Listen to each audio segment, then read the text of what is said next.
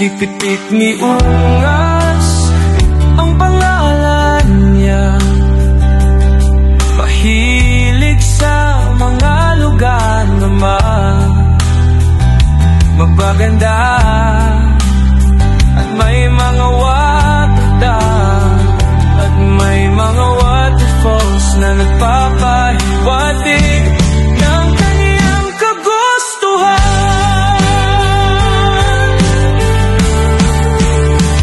Sa kagubatan ng agapuno, siya'y naglalakad ng may sigla.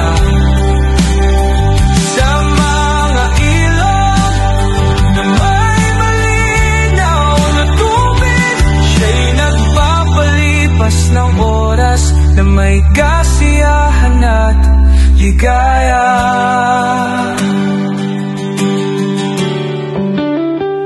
Ang kanyang puso'y